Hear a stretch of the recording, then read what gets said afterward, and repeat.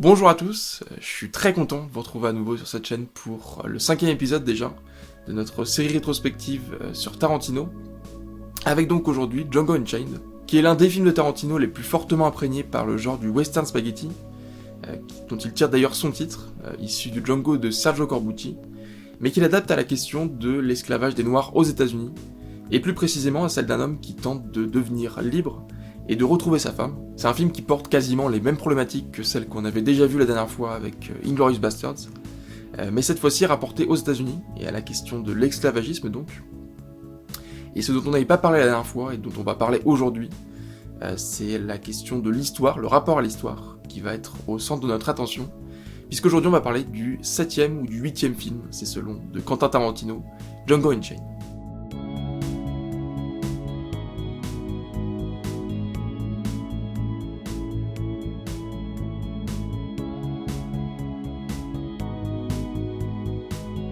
Alors la première chose dont on va parler, c'est le rapport au genre, et au western donc,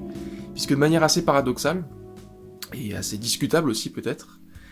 Django c'est le seul film de sa filmographie qui contient un genre unique et précis. C'est assez paradoxal de dire ça parce que c'est une réflexion importante de son cinéma, la question du genre, mais souvent ce qu'on retrouve c'est plus un mélange des genres. C'est pas comme ce qu'on avait retrouvé avec Kubrick par exemple dans notre rétrospective, et le fait qu'il traite à chaque fois un genre différent, un film d'époque, puis après un film d'horreur, et puis encore après un film de guerre. Là on a des films qui contiennent souvent plusieurs genres à la fois. On en avait déjà parlé avec Kill Bill et le fait qu'ils contiennent 6 genres différents, selon les mots de Tarantino lui-même. Mais là on a surtout un genre précis, le western, qu'on retrouve aussi peut-être dans Les 8 salopards, même pas peut-être d'ailleurs, on retrouve dans les 8 salopards, pardon. Qui contient d'ailleurs peut-être aussi cette idée. Mais encore une fois, avec Kubrick, il y a une vraie différence dans la conception du genre, c'est que pour Kubrick, c'était le fait de faire le meilleur film possible à chaque genre précis. Et pour Tarantino, c'est d'emprunter à chaque cinéma, à chaque période du cinéma aussi. Et donc c'est peut-être pour ça aussi qu'on a cette impression avec Django, c'est que pour ce film, ses influences sont surtout issues du western, particulièrement du western spaghetti d'ailleurs, un genre qui a traversé l'Atlantique dans les années 60, et qu'il a donc retraversé avec Tarantino. Et pour ça, comme ce qu'on avait déjà dit pour Inglourious Basterds, il a fait appel à plusieurs morceaux d'Ennio Morricone, la référence musicale dans le genre, mais aussi au morceau original de Django, de Corbucci, ou encore d'autres westerns de l'époque. Et l'impression qu'on a quand on regarde le film, c'est presque comme si Tarantino était un enfant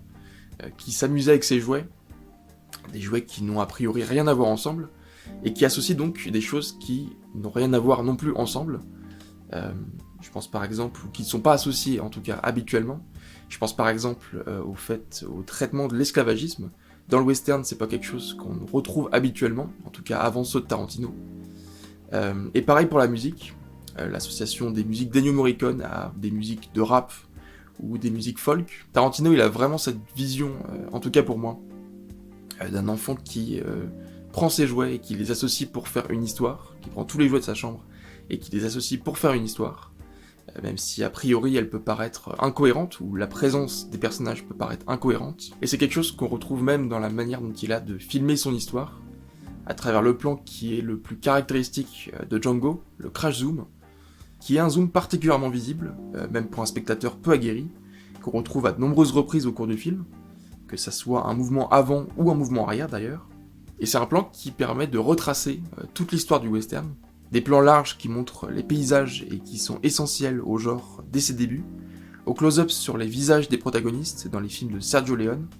Bah là on a plan large et close-up dans un même plan,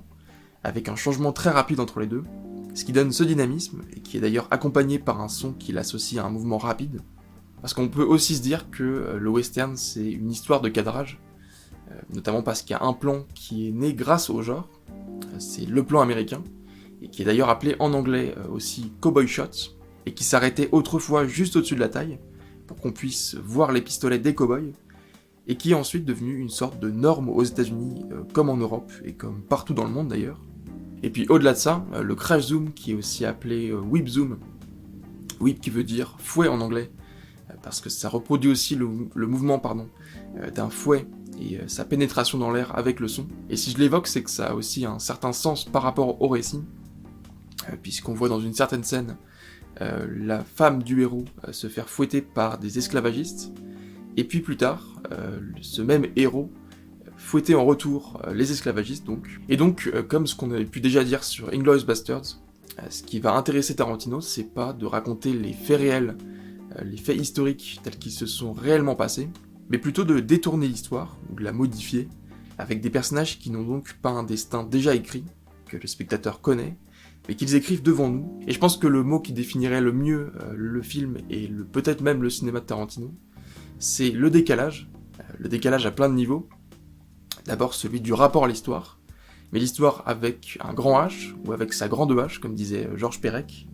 Je pense que c'est aussi une expression qui plairait bien à Tarantino. Il y a aussi un décalage avec le genre, dont on a déjà parlé plus tôt, mais ce qui m'intéressait surtout, c'était le décalage dans le récit, entre les personnages, ou entre les personnages et la situation, ce qui crée d'ailleurs de l'humour souvent. Il y a beaucoup d'humour dans Django. Dans les premières scènes, par exemple, quand le docteur Schultz s'introduit dans une brasserie et demande à parler au shérif puis au marshal, la discussion avec le marshal, justement, elle est en décalage avec la réalité. C'est impossible de s'imaginer une telle discussion en dehors du cinéma. Et au cours du film, le fait est que le décalage est partout, dans le fait déjà de voir pour les personnages, c'est-à-dire les habitants du sud des États-Unis au 19e siècle, un homme noir sur un cheval, mais on retrouve aussi l'idée d'un décalage avec les premiers membres du Ku Klux Klan et leur dispute autour des trous pour leurs yeux dans leur cagoule, ou le décalage entre la violence que s'apprête à subir une esclave et le fait qu'une femme près d'elle fasse de la balançoire en arrière-plan, alors que le héros marche dans un jardin fleuri, et rien que dans le nom du principal antagoniste, Calvin Candie, qui est probablement la pire ordure sur Terre, mais qui évoque en anglais des sucreries, des bonbons, et sa propriété, Candyland, ferait davantage penser à un parc d'attractions, qui est en décalage avec la réalité des événements qui s'y produisent. Une autre dimension importante dans le film, c'est la notion de mise en scène, puisque tous les personnages, protagonistes ou antagonistes, se mettent en scène, à tel point que ça devient presque plus important au final que le fond lui-même. Je m'explique. Pendant une longue partie du film, le Dr. Schultz va initier Django à la mise en scène. D'abord, il lui dit de rester en retrait dans les scènes qu'on a évoquées précédemment, lorsqu'il se confronte au shérif puis au marshal de la ville. Et finalement, la liberté du héros passe par cette mise en scène, et d'ailleurs elle s'exprime dans le choix de ses costumes aussi. Choisir ses vêtements, c'est un acte de liberté, et la manière dont il va tuer les frères Brittle, c'est une mise en scène aussi, ce qu'accentue la manière dont Tarantino filme Jamie Foxx d'ailleurs. C'est quelque chose qu'on retrouve dans les mots qu'il répète à celui qu'il tue, d'un tir dans le cœur, avec un costume de valet, qui paraphrase les mots que celui qu'il tue donc lui avait dit lorsqu'il torturait sa femme dans le passé. Et toute cette mise en scène, tout ce côté très théâtral, qu'on avait déjà évoqué dans la vidéo précédente, mais aussi dans la première sur Reservoir Dogs, ça va conduire à la deuxième partie du film, qui se déroule presque exclusivement dans le même lieu, à Candyland, dans la propriété de Calvin Candie donc, qui est également une mise en scène. Il y a une répétition d'ailleurs qu'on fait voir au spectateur avant, mais cette fois les enjeux sont différents, et ce sont des vies qui sont en jeu, notamment celle de la femme de Django, et tout ne va pas se dérouler comme prévu, comme on pouvait s'y attendre. Et ce qui est intéressant, c'est comment tout bascule, comment la situation se retourne assez rapidement contre les personnages. Alors ça se passe évidemment lors du repas,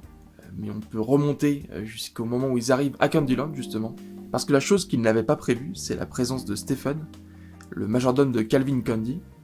et de fait, avant qu'il ne le voie, tout se passait idéalement bien, avant que Stephen ne voie Django sur un cheval, et ce personnage, ça va être un grain de sable dans un premier temps, qui va prendre de l'ampleur ensuite, et qui va devenir un plus grand antagoniste que Calvin Candie presque, parce qu'il est plus intelligent tout simplement, et c'est lui qui va comprendre la situation. Et si la mise en scène du Dr. Schultz et de Django ne fonctionne pas, c'est pas uniquement à cause de Stephen, mais c'est aussi en grande partie à cause de Brumilda, qui est donc la femme de Django, et qui n'a pas suivi la même formation que lui, entre guillemets, pour contrôler ses émotions, et qui montre donc, malgré elle, à Stephen qu'elle connaît Django, ou qu'elle l'aime en tout cas, ce qui va débuter les péripéties qu'on connaît à la fin. Et ce qui est intéressant aussi, c'est le fait que ce qui énerve le plus le Dr. Schultz, c'est justement que sa mise en scène n'ait pas fonctionné, et c'est même pas le dénouement en lui-même, parce que finalement Candie accepte de céder Brumilda, contre une grosse somme d'argent certes, et je pense pas que c'est l'argent qui dérange vraiment Schultz à la fin, mais plus le fait que rien ne s'est passé comme ils l'avaient prévu, et que leurs opposants, particulièrement Stephen, ont été plus malins qu'eux. Et c'est pour cette raison que Schultz tue Candy à la fin, alors que ça n'est pas nécessaire, c'est un acte purement égoïste finalement. C'est une erreur d'ego qu'il commet, et ce qu'on va retrouver dans l'essentiel du film, c'est des actions très bien répétées, mais lorsqu'il s'agit d'improviser, on s'aperçoit que Schultz est en réalité très médiocre, alors que Django s'en sort beaucoup mieux, peut-être parce qu'il a connu autre chose avant que Schultz lui inculque justement ses valeurs, alors que Schultz ne sait pas improviser, on a l'impression qu'il n'a pas connu autre chose pour le coup, et ça me fait penser à une équipe dans un sport qui potentiellement dominerait complètement un match ou une saison, et ne pourrait parvenir à gagner à cause d'un seul événement ou de plusieurs petits événements. Et dans Django, parfois, on a l'impression de retrouver Tarantino dans le Dr Schultz, qui maîtrise très bien l'art du langage et le dialogue, et qui ne comprend pas aussi le racisme des gens autour de lui, ce qui est une idée assez contemporaine, c'est un personnage assez contemporain. Voilà, c'est tout pour cette vidéo, je vous remercie d'être arrivé jusqu'au bout, et je dois dire qu'elle tombe assez bien, parce que à l'heure où je tourne cette vidéo, donc, on est 2 jours après le nouveau jour férié, donc aux États-Unis, Juneteenth, pardon. Désolé pour l'accent. Donc voilà, on est un peu dans le thème du moment. Dites-moi ce que vous en avez pensé en commentaire, que ce soit sur le film ou sur la vidéo. Je serais ravi de savoir ce que vous en avez pensé. Et d'ici là, moi je vous dis donc à très vite.